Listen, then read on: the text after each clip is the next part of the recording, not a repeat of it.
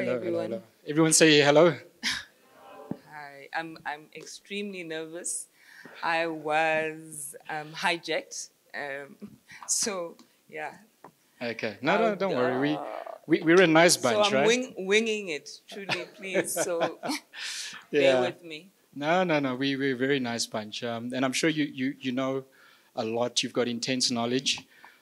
So we'll definitely benefit from what you have to say, Sindi. So, Sindi, we've got this thing where we want to get to know our guests a little bit. So maybe tell us what you do at ICT Works, how long you've been there, Okay. and so forth. Firstly, he introduced me as Sindi Nala, Sindi Msibi. For the Africans in the room, this is a Kumbula Kaya type situation. Surname recently changed. So at ICT Works, I'm one of the executive directors at ICT Works. I joined the company approximately 15 years ago. My background is in technology. I started off as a programmer way back in the day. I started off in the mines, working for, at the time, Anglo-American, moved into retail, as well as a developer, and ended up, worked at Accenture for a while, and in the bank, financial services, specifically looking after electronic banking on the continent. So did a lot of traveling across the continent, and then finally decided that, hey, the entrepreneurial bug had bitten, and went into business with my partners, Ukoli, who's not here, and Maggie, who's here today. So yeah, that's who I Nice one. am. I love it. Yeah. And what was the first language that you learned? I remember in varsity, each and every single new language that we learned, we would always have to write a program that printed out "Hello World" on the screen. So, what was your first "Hello World"? I started off with COBOL. COBOL. Yes. Oh, nice. Yes, Okay. yes. All right. And then I wanted to know, please help me out, Selena. My kids, we always argue. So whenever I say that we're going to have soup in the evening and it's vegetables and so on, they always argue with me and they say, no, they want to have cereal. And they insist that cereal is a soup. Would you agree with that? That's creative thinking. So yes. You're not So helping yes. me. Okay, Yes. so now I have to agree every time in the evening they can have cereal. Okay, and while we're on it, is a hot dog a sandwich? Yep. Okay. Cindy, you're not helping me How much, does but this but work? it's fine. You just click that button. This one? Yeah. Okay. And then I just have one more question for you. I can't find it now. But what's that one thing, right? So usually your mind will tell you, don't do it, but you want to do it. So as an example, whenever I get bitten by a mosquito, I want to scratch that itch, But I'm always like, I'm not going to give that mosquito the satisfaction, so I will not do it. So I'd rather endure the discomfort. But what is that one thing for you that, your body always tells you yes, but your mind is like, no, Cindy, no. Oh my gosh. I think Maggie would say, I always jump in before someone's finished their thought. I need to get ahead. I need to, push the conversation along. Okay, I like that. Okay, so let's get this conversation going now before you tell me the same. Thanks, Cindy. Let's give a round of applause, please. So you'll excuse me in that I haven't internalized this, so I'm going to be reading from my notes. So we're particularly excited and thankful to Sasol for this platform and the relevance and importance of such a discussion. So we're grateful for the opportunity to have listened to the other speakers. Let me start by acknowledging the entrepreneurs and the employees who are sitting here in this audience today. As entrepreneurs, what we have in common is that we've identified a problem that required solving. Without certainty, we imagined that we would be able to solve the problem in a profitable manner through the use of technology.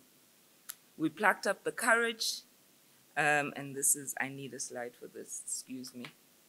We plucked up the courage to start a business on the back of that idea that came from our imagination. And the business has delivered some value to Sasol, or we've found our way onto the database. Some of us haven't cracked the work, but we found our way to the Supplier database. So at the heart of it is the power of imagination. It allows us to see beyond that which is obvious. It is important that we keep on this journey, because SMEs are notably the engine that drives the economic development in our country and across the world. They account for almost 90% of businesses in both leading and developing countries, whereas in South Africa, they only account for less than 35% and generate no more than 30% of the jobs. In addition, our NDP, the National Development Program, envisaged that by 2030, SMMEs will be contributing 60 to 70 to 80% of the GDP increase and generating 90% of the 11 million new jobs. Now you can see the discrepancy of where we are, our reality, and the need, for people like us, SMEs. So the landscape.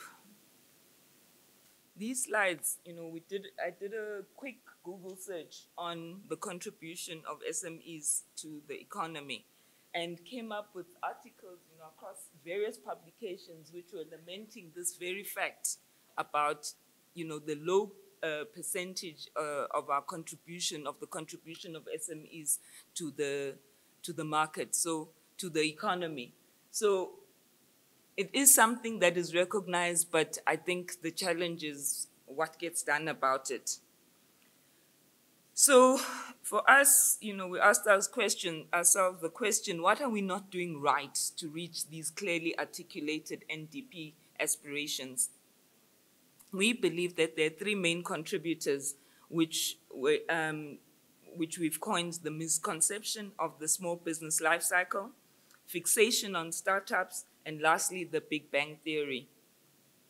Going back to the first one, there's an underlying belief that a business life cycle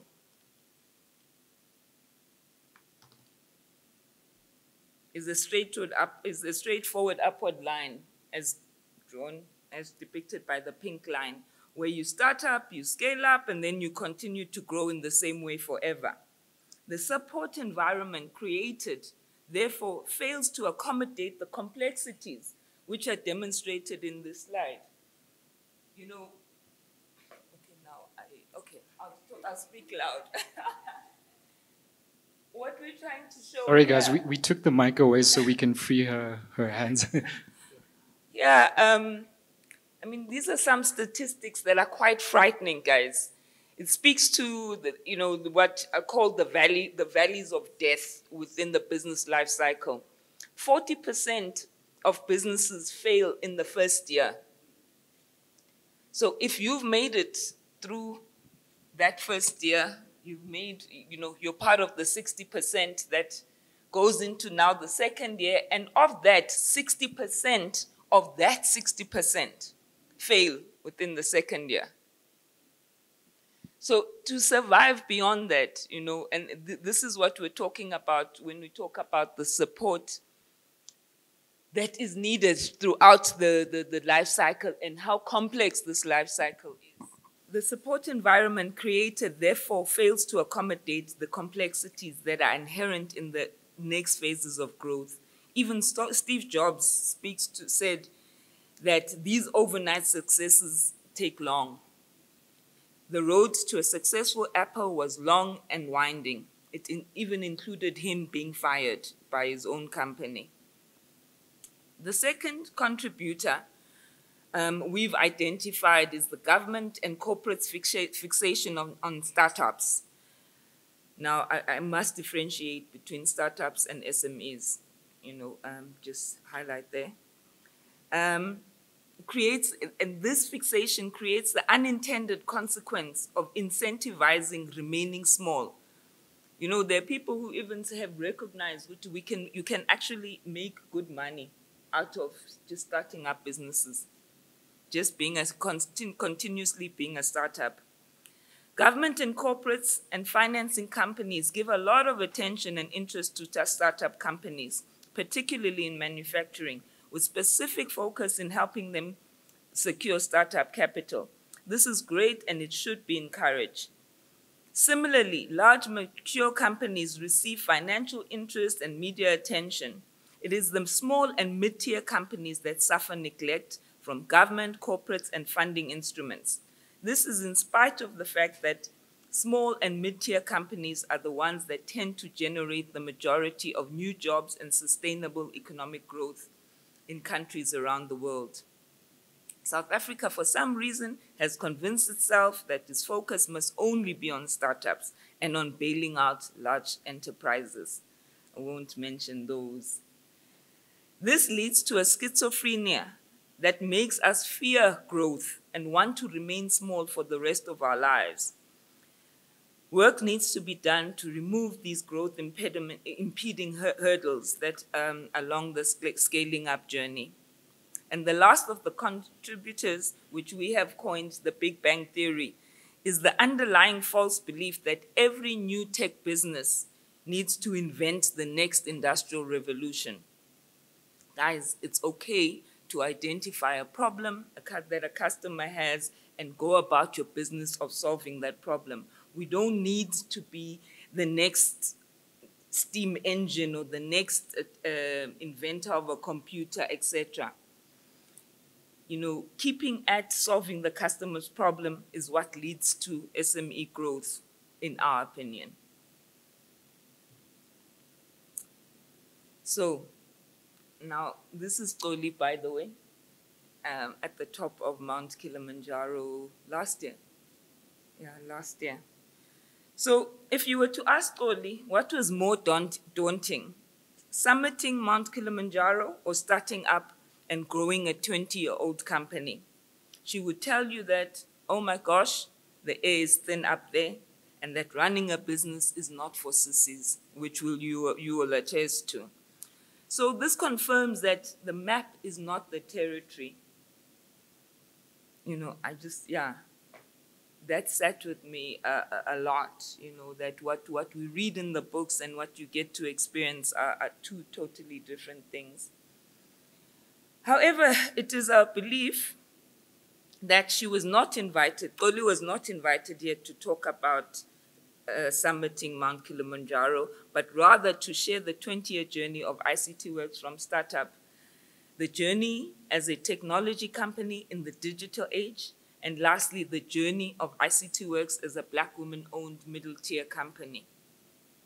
We are here knowing very well that whatever we're going to say to you about business and how we've experienced it is incomplete. It is driven purely by our belief that the best place to live is in imagination, because in imagination, we're never satisfied with the status quo, and we're always looking for new possibilities. So ICT Works is a 20-year-old technology services company founded by 3 women.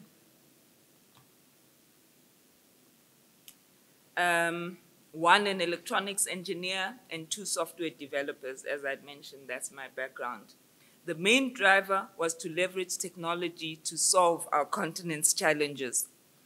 One of the initial problems that we sought to address was around procurement, specifically the localization of procurement processes and systems.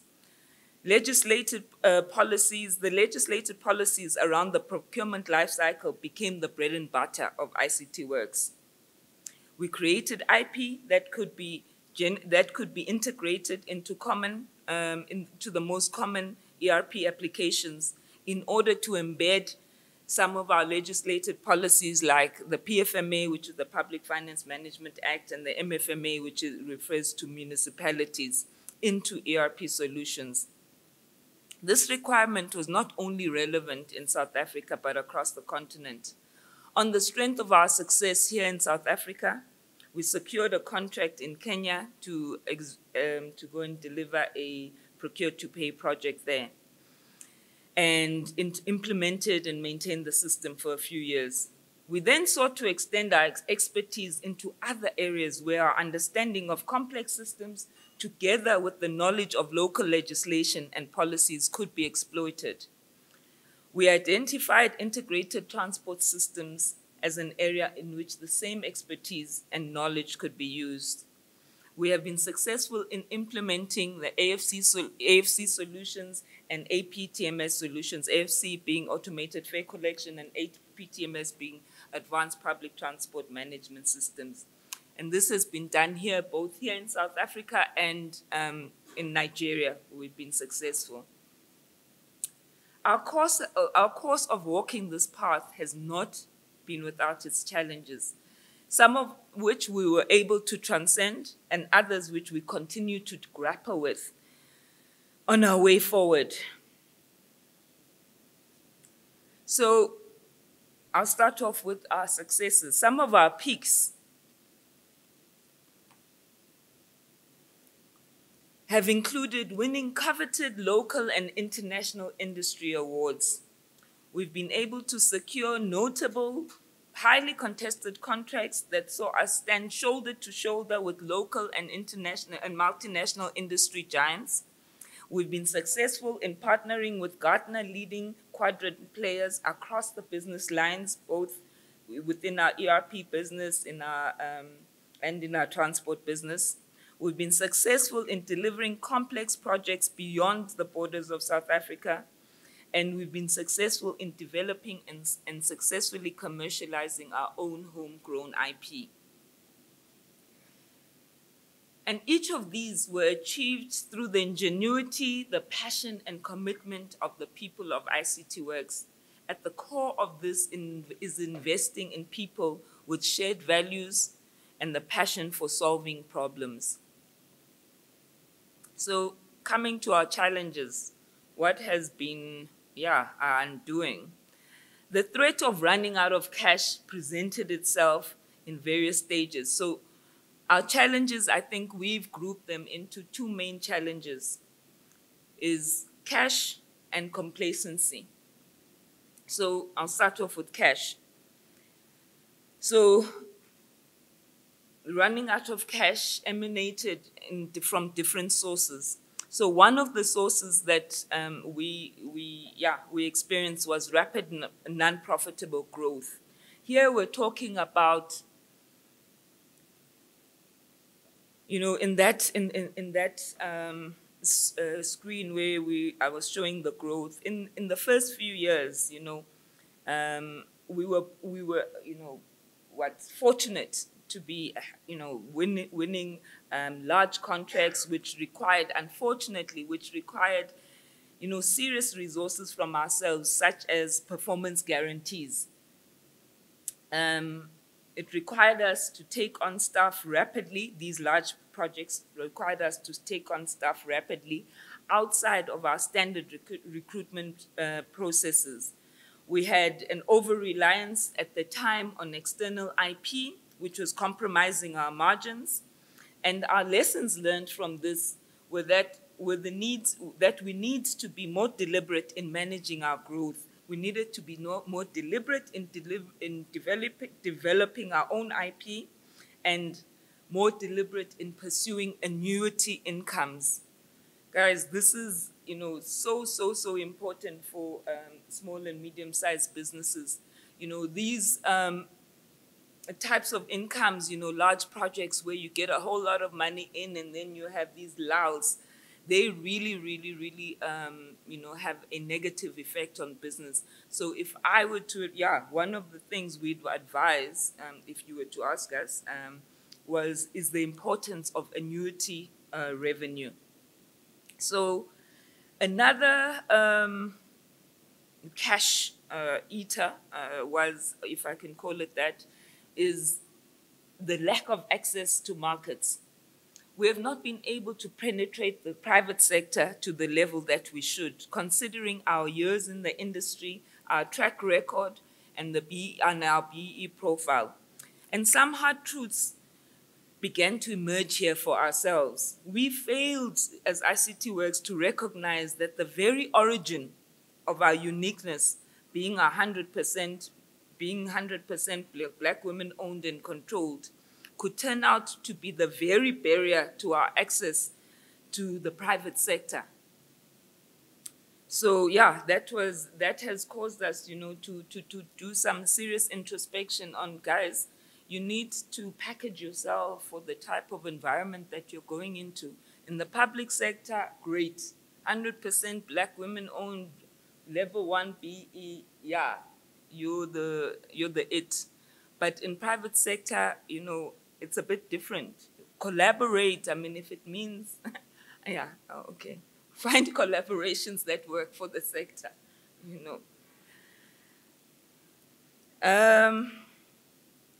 Public sector exposure, which I've alluded to. In our experience, the processes in government, by their very nature, have had extreme adverse implications on our cash flows. We've experienced long cycles in non-payment and decision-making. Government's own internal administrative bungling has led to non-payment. We have experienced departments reneging on contracts that were duly awarded through open and fair processes. And what we've concluded from this is that pursuing public sector work, as great as it is for us, it needs to be accompanied by sizable cash reserves.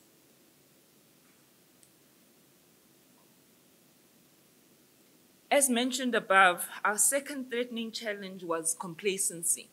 So I spoke about cash, now the complacency factor.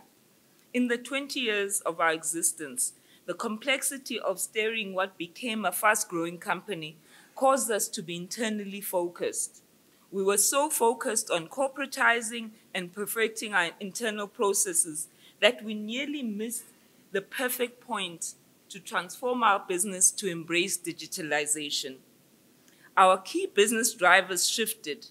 Our economy tanked. Maladministration in the government became the order of the day. Our revenues began to decline, and our business model was challenged. So for us, we were caught in a perfect storm. Gele spoke about the perfect storm. Ours, in this sense, was the negative perfect storm. We had to quickly review our growth strategy. We were forced to go back to the drawing board. And in going back to the drawing board, began with testing whether there was still a relevance in the market for an ICT works. We'd been around now at that time, maybe 17, 18 years, and now we had to, reassess our relevance in the marketplace. And we also, as the leadership of ICT Works, had to interrogate ourselves on our own commitment and passion to still continue this journey. And a positive result on both led us to embarking on our digital transformation journey. So in developing our new strategy, we tested our capabilities. So we developed these capabilities, developed a strong business, And so we had to test those capabilities, the staff, complement and etc., all the resources that we had against the seven digital battlegrounds as coined by McKinsey. And here I go to, I'm sure everyone's spoken about them, the 7 battlegrounds. So for us, cloud, IoT, data analytics, artificial intelligence, robotics, design thinking, and DevOps. And we applied the exponential organization tools methodology as shown in the picture there. Those 11 aspects of the exponential organization tools methodology, we tested ourselves against those and our solutions against that. We were deliberate in ensuring that our customer became the central voice in sorry about that, in directing our strategy outcome. So now I'm moving towards how do we get to the 4IR strategy. Through this process, it became clear to us that 4IR in itself is not the idea, but just an enabler to unlocking customer value and exponential growth. That took us a while, for it to dawn that 4IR, just like electricity, was the enabler allowing businesses to grow and to derive value. So 4IR is the same for us. It is the enabler.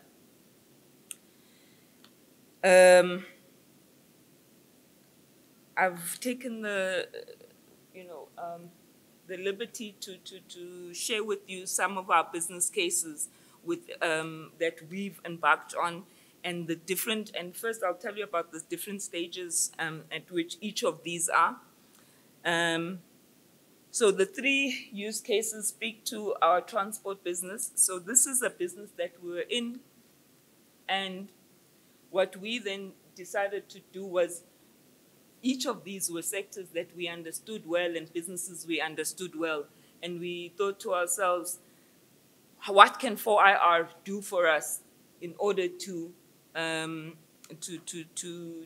take us on our digital journey? So on the transport side, we replatformed our solution onto the cloud and offered, a cashless solution to our client. On our procurement and marketplace, so this one is live. It is the first one is a live project with an existing client. The second one is we've signed the contract and we are in pilot phase with our partner. This is around digitalizing marketplace. And it's creating a portal that is available 24/7, 365, and delivering parcels and tracking and all of that. And then the third one is taking our procurement solution and bringing it into this digital age by what we call democratizing procurement and enabling smart procurement. So these are just examples. So this is a journey. I liked what Gele said before. You start small and we grow. We're biting, chunks at a time. And the last one is which is in the proof of concept with one of our clients. Well, once the proof of concept, we're going slowly on it, ensuring that we've got all the elements that we need, and hopefully we can commercialize that soon. The commercialization of the marketplace has begun already, and we're in pilot phase, as I said. So the next slide is a picture of our what we call the ICT Works House of Digital Services. So this strategy led us to a destination, and ours was to find this new ICT Works, and this is it. At the core of it, we've identified 4 main areas in which we want to participate. It is with regards to legacy modernization and cloud migration. Ours, it's obvious we've been around here. We've developed some of these legacy systems, so we understand legacy applications. So it was a natural extension to go into, to look at how 4IR can assist in migrating and, with less risk and with as little disruption as possible. Migrating those legacy systems. The next one is digital procurement. I've spoken about that, digital transport, and lastly, digital education. This is the core of the new ICT Works in the digital era. And that's underpinned by, at the bottom, our resources. These are the resources that sit within the company. The 3 solutions are cloud native. We rewrote, we've begun to rewrite digital education as a cloud native solution, and the other 2 that has happened already. At the top there, it just speaks to our markets. What are the markets? So public sector, yes, we're still going to go there. Right now, it's where our bread is buttered, but we're hoping to move into the financial services sector. But all of this, what we're saying is, at the core of this, these services need to transform our customers' experience, and that is what we believe 4IR is about. So in conclusion, drawing on our 20 years, I'd like to leave you with a couple of thoughts in that cash is to business what oxygen is to the human being. Without cash, there is no business. Secondly, change is so constant such that the capacity to change has to be institutionalized. And then lastly, with regards to 4IR, the way this revolution is being communicated has the potential to frighten and paralyze the SMME amid the challenges and the market pressures we as businesses are facing today. It actually does not have to. This technological revolution presents us with humanity's most powerful tools for creating new opportunities and solving the significant challenges we face. In a nutshell, walala wasala, 4IR is leaving you behind. Thank you.